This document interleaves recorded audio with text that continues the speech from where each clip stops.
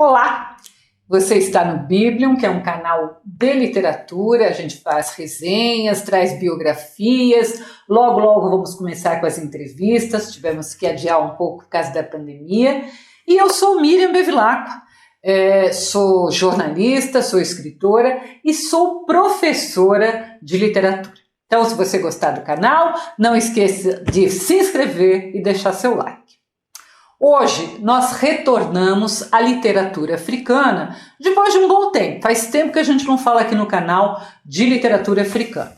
E a obra escolhida é Niquete, uma história de poligamia, da escritora moçambicana Paulina Chiziane.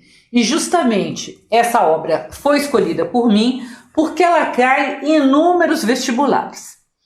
E por que ela cai? Né? As pessoas perguntam, por que eu tenho que ler esse livro? Tá.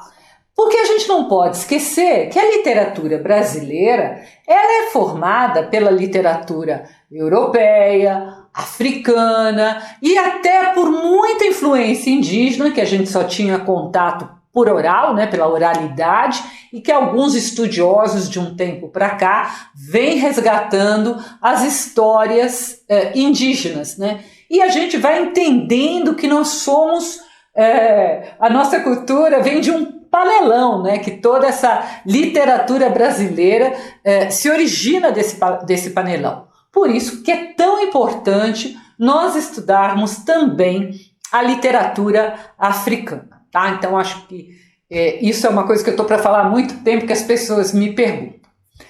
Como eu sempre faço, quando é uma obra que cai em provas, eu vou resumir, analisar, contextualizar e marcar os principais pontos, não apenas do conteúdo da história, mas também do tipo de escrita, né? Os principais pontos da narrativa, para que você faça uma boa prova, até se você tiver que fazer uma redação baseado nesta obra. Então, fica comigo até o fim do vídeo para não perder nenhuma explicação, né? E vamos gabaritar essa sua prova ou esse seu vestibular. Vou começar falando da autora, a Paulina Chiziane.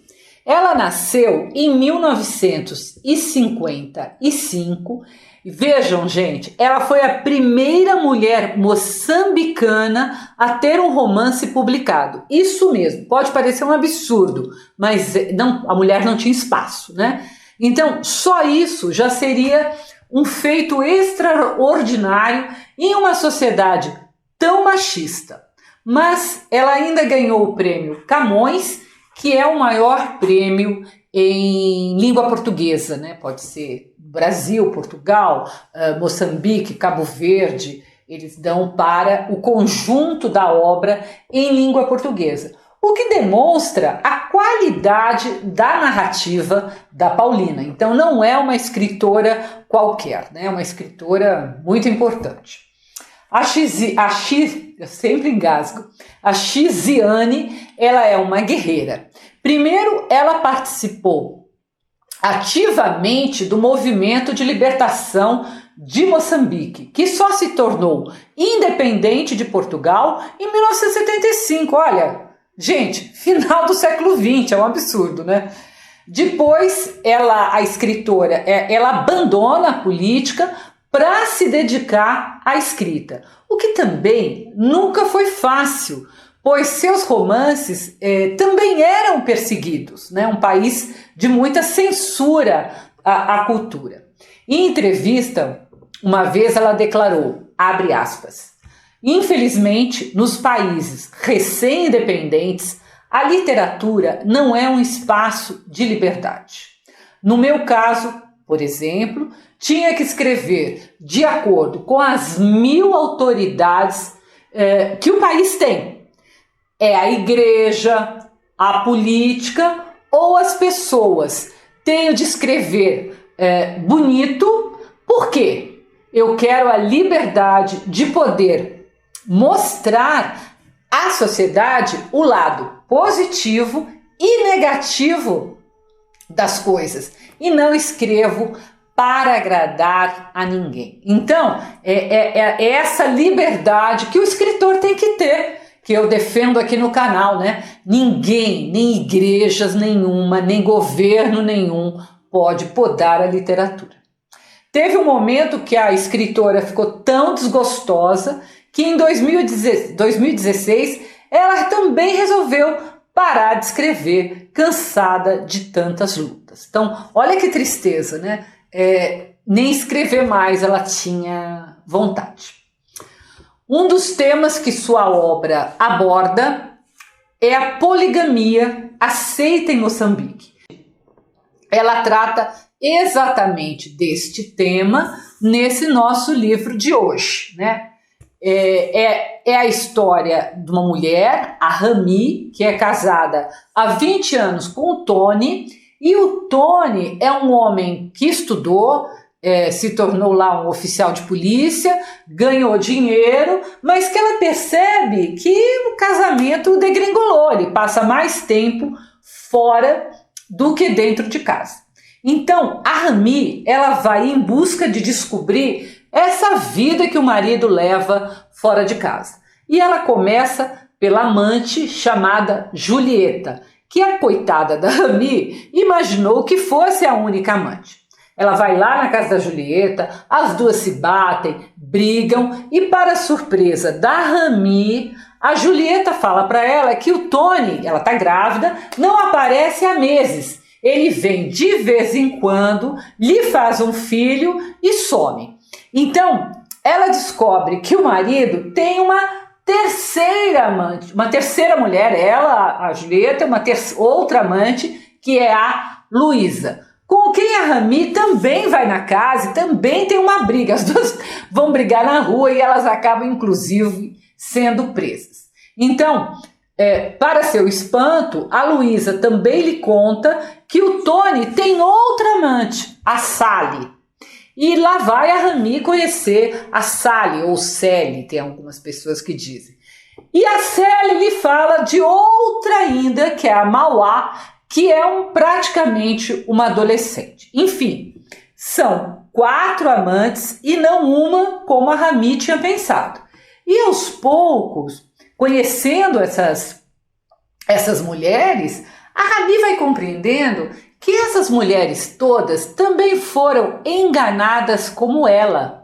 São mulheres sem estudo, pobres, com filhos do Tony, dependendo deste homem para a sustentar. Então, em virtude dessa dependência, elas aceitam as migalhas de amor que o Tony lhes dá. E essas amantes, elas são mulheres, isso é muito interessante, são mulheres de várias regiões do país, com culturas muito diferentes.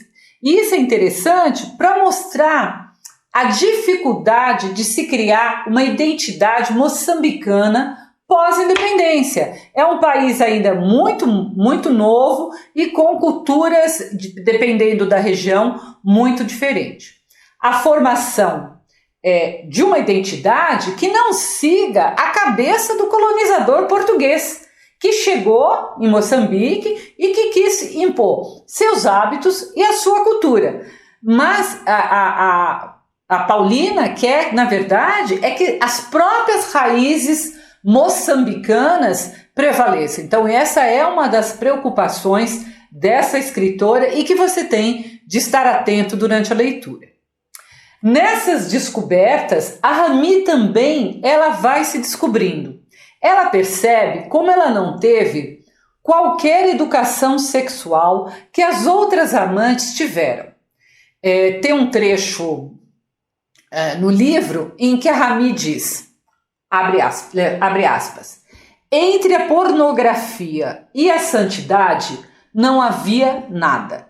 E um pouco mais para frente, então, ela vai perguntar, é algum crime ter uma escola de amor? Então, ela mostra também, né, que é uma sociedade que finge que a mulher tem que ser santa, o que é uma grande bobagem. A Rami resolve, então, adotar a poligamia, aceita em várias regiões do país. Ela chama para uma reunião as amantes todas do marido, conversam entre si e elas então se unem em torno dessa matriarca, que é a mais velha, que é a Rami. A Rami é tão boa que ela ainda faz com que o marido, o Tony, ajude cada uma das amantes a montar um pequeno negócio que lhes dê independência. Então, quando tudo parece ali ter se ajeitado da melhor maneira, elas descobrem que o Tony tem uma outra amante e mais uma com a qual ele viaja para Paris. E ele vai para Paris sem avisar ninguém. Como houve um acidente de trânsito com um homem mais ou menos da mesma idade, e esse homem acabou desfigurado, e ninguém tem notícias do Tony, a família do marido, a família do Tony, o declara morto. Mesmo a Rami sabendo que aquele cadáver não era do seu marido, né? Ela examinou o cadáver, ela viu as marcas, não era o seu marido. E ela tenta avisar a sogra, olha, vocês vão enterrar outra pessoa. Mas a família do Tony não estava interessada em descobrir a verdade. Ela estava interessada em pegar os bens que o Tony, se estivesse morto, teria deixado. Então, eles vão na casa da Rami e levam tudo. Deixa a Rami e seus filhos até sem cama para dormir no chão. E ainda fazem com que a Rami passe por uma antiga tradição em que um irmão do morto, no caso o Levi, tem relações sexuais com a viúva. A Rami aceita tudo calada. Ela desistiu de lutar contra aquela família do Tony. Depois lá de um tempo em Paris, o Tony volta e ele fica horrorizado e se sente culpado. Mas é uma culpa de homem, sem muita profundidade, né? Sem muita verdade.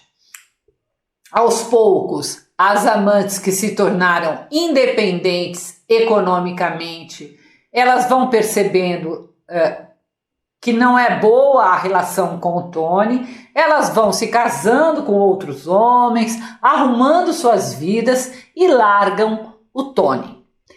Bom, sem alternativas, não sobrou amante nenhuma, só a Rami, né, a sua esposa. O Tony reconhece a grande mulher que é aquela esposa. Mas até para falar isso, né, para elogiar a Rami, há uma dose enorme de machismo. Ele diz, abre aspas, quero adorar-te, mas não posso. Adorar é ajoelhar. Um homem com H maiúsculo não se curva. Olha que absurdo. Ou ainda, o Tony continua, abre aspas de novo. Hoje queria violar as normas e dizer que te admiro e de ti tenho orgulho. Nem isso posso fazer. As mulheres é que devem sentir orgulho de seus maridos e nunca o contrário. Fecha aspas. Para nós parece um absurdo, mas não podemos esquecer que não é uma realidade tão distante assim, seja no tempo ou no espaço. Então, percebam o quanto aquela sociedade era absurdamente voltada a inferiorizar as mulheres.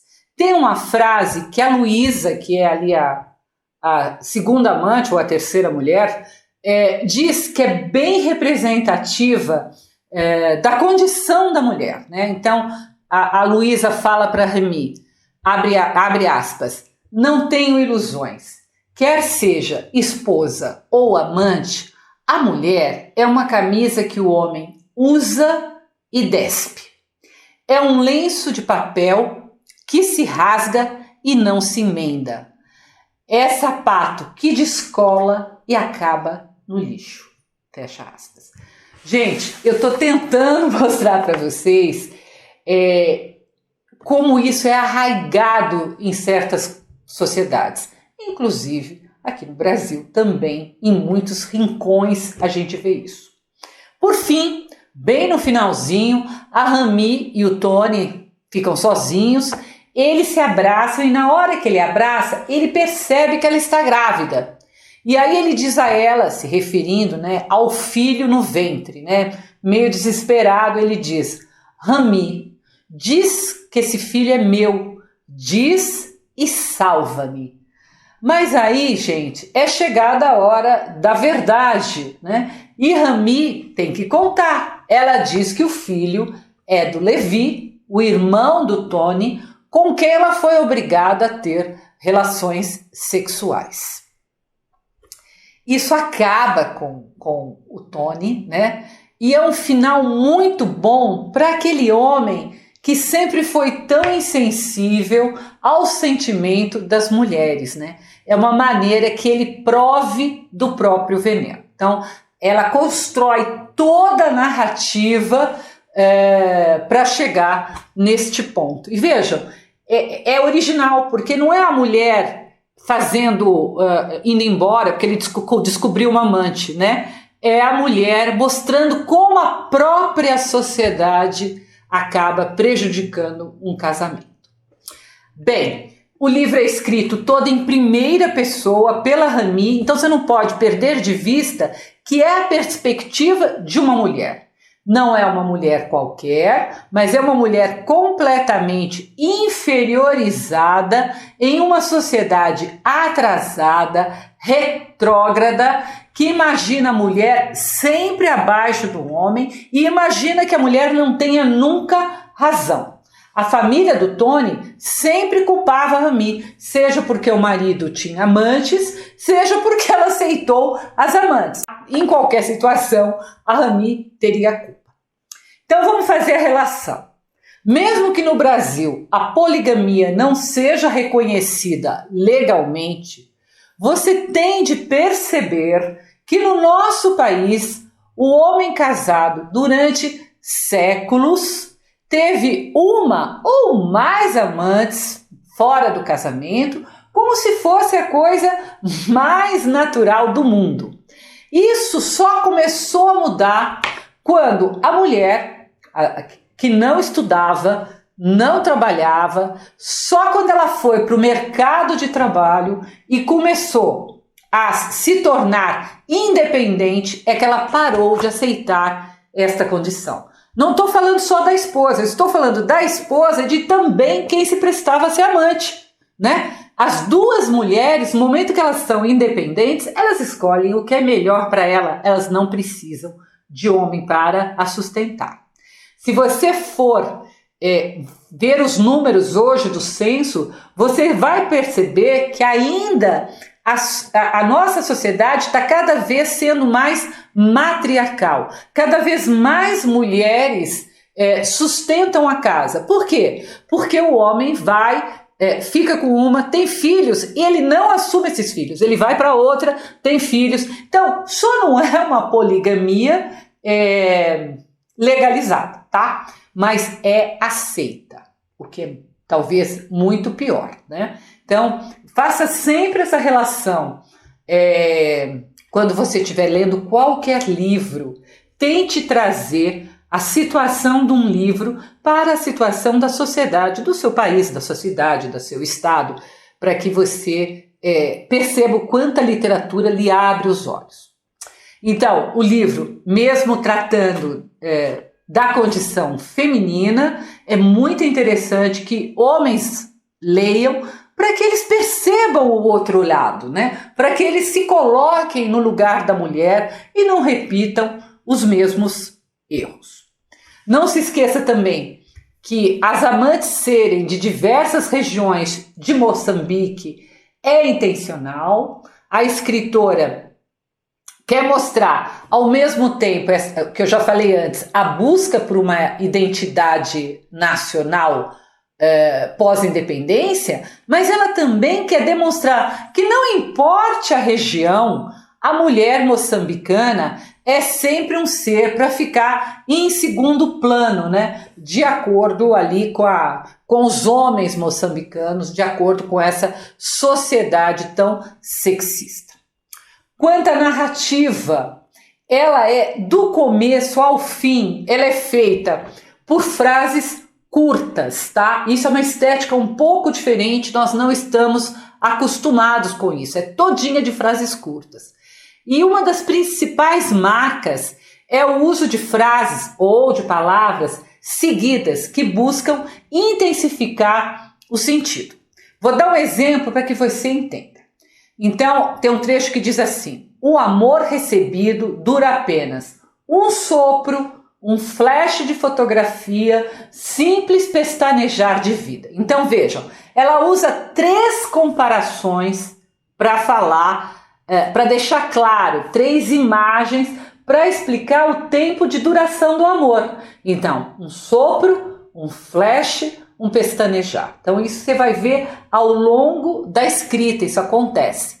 Outro exemplo, quando a menopausa chega, né, ela diz: está seca, está gasta, está estéril. Então, de novo, esse reforço 3 vezes para intensificar o estado da menopausa. Ela quer realçar isso. E o título? O título Niket. O que é Niket? Niket é uma dança da tribo Makua, né? É uma dança do amor em que as jovens vestidas de tangas e miçangas dançam para mostrar que já são mulheres, já estão maduras como frutas prontas para a vida. Então é um pouco também essa coisa que existia nas sociedades europeias do baile de debutantes, né?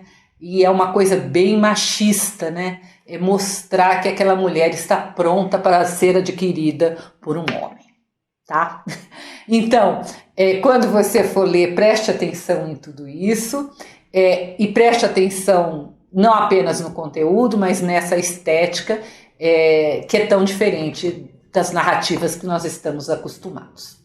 Se você quiser ler a resenha, ela está no meu site www.miriambevilacqua.com.br. Não deixe de se inscrever, de comentar, de dar seu ok, de compartilhar com todo mundo que precisa entender Niket para fazer uma boa prova. Todas as quintas-feiras nós estamos aqui resenhando livros e toda terça você pode ler também as minhas crônicas no meu site. Até o próximo post.